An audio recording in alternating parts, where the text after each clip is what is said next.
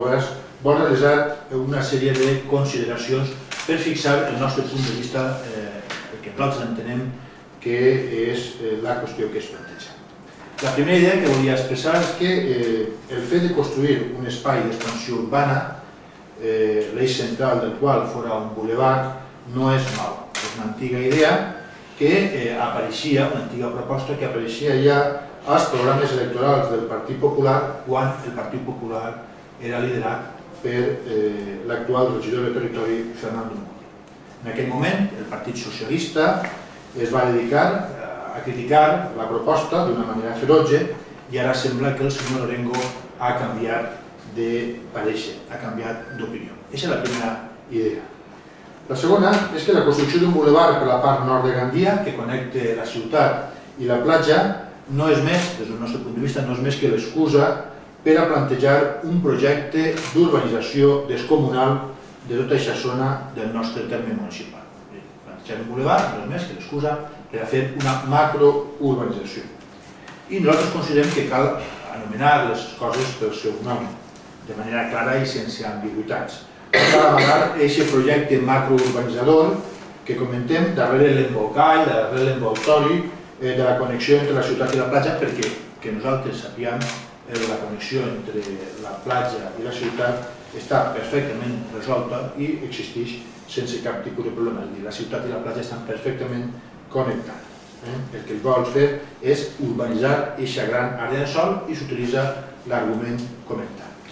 Si fa uns mesos el meu company de grup, Josep Miquel Moya, feia una compareixença pública preguntant-se com pensava el govern municipal aconseguir els terrenys per a construir la ciutat esportiva, una àrea enormement gran, ara sembla que ja van aclarint-se les idees, van aclarint-se almenys els nostres dubtes. Sembla que la resposta ja és evident, traslladant els drets urbanístics, a poder tindre dret aquests propietaris dels terrenys on s'ubicaran les instal·lacions esportives, a aquesta macrourbanització al voltant de la marjana. Hem de manifestar, per estrany que pugui aparèixer, però resulta que a aquestes altures ja no és tan estrany, que el nostre grup no disposa de cap tipus d'informació sobre el projecte que ara enceta el govern municipal.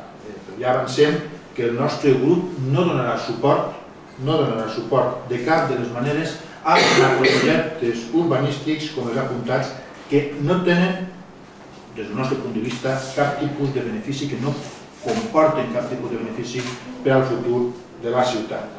I és que no podem entendre, no podem comprendre l'interès del govern municipal de continuar el procés d'expansió urbana de la ciutat d'acord amb uns paràmetres tan desmesurats com els que s'han publicat. Com que no tenim informació de primera mà, no sabem de quants metres quadrats estem parlant, però si hem de fer cas a les notícies aparegudes als mitjans de comunicació, parlaríem de 2 milions, s'ha publicat en algun mitjà, 2 milions de metres quadrats de terrenys, concretament Levante publicava aquesta xifra, una xifra enormement gran.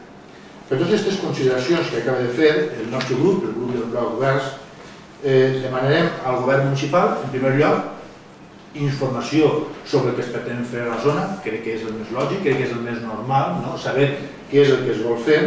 Ens agradaria saber en concret què és el que s'ha encomanat a l'empresa Iniciatives Públiques, que ho desconeixem.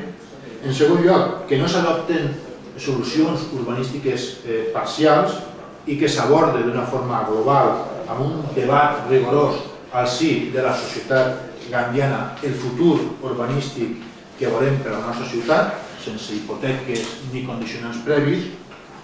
I en tercer lloc demanarem que aquest debat s'iniciï als òrgans corresponents de l'Ajuntament de Gandia, per exemple, a la Comissió de Territori, que és la que li pertocaria albergar aquest tipus d'anàlisis i debats, i que després es trasllade a institucions, a associacions, a organismes de la ciutat que vulguin i tinguin alguna cosa a dir sobre la qüestió. Alguna pregunta?